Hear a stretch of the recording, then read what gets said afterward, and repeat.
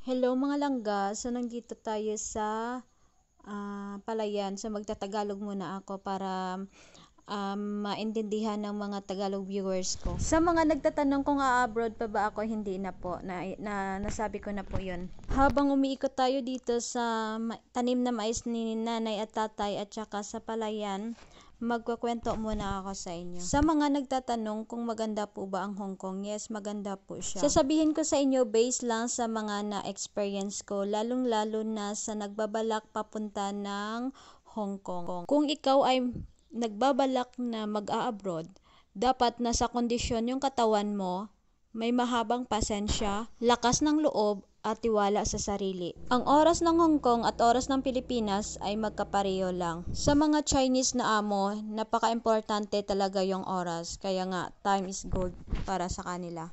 Kung ikaw ay magpeperma ng kontrata mo, babasahin mo talaga ng maigi. Maganda ang transportation sa Hong Kong, napakabilis, pero mga langga, yung lakad mo talaga, mag-alay lakad ka doon. Dapat dito ka pa lang sa Pilipinas, isanay ka na sa lakaran kasi doon habulan ng bus, yung ferry, kasi kapag schedule talaga, kapag aalis na oras na yon yung bus aalis. Nung nasa Hong Kong ako, nakatira yung amo ko sa isla, kaya yung ginagamit namin doon madalas nakabay kasi malayo kami sa ferry station, medyo malayo kami sa mga paaralan, malayo kami sa mga grocery store, kaya yung ginagamit namin doon, bike. Napansin ko doon, kapag hindi pa oras ng pagdating ng bus, walang tao na nakapila.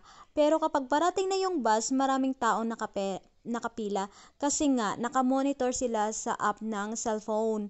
Dina-download po yon yung schedule ng mga bus, schedule ng mga ferry, doon mo makikita sa cellphone mo. Kaya kung ang amo mo ay working sila pareho, ikaw yung may hawak ng oras mo lahat. Sa pag-alaga ng bata, papunta ng paaralan, hatid sundo, ikaw yung may hawak. Kapag bago ka pa lang, medyo mahihirapan ka, pero kapag naka-adjust ka na, dahan-dahan, masasanay ka na rin sa routine mo. Kasi ako, nung bago pa ako doon, medyo mahirap talaga kasi binigyan ako ng amo ko ng schedule, 2 bond paper. Medyo mahirap siya, kaya ayun, kahit papano naka-adjust, dahan-dahan, nagiging okay na rin yung daily routine ko. Kaya kung iisipin mo lang yun yung ginagawa mo, yung daily routine mo na nahihirapan ka, hindi mo talaga matatapos yung kontrata mo. Kaya kailangan mo talaga may habang pasensya.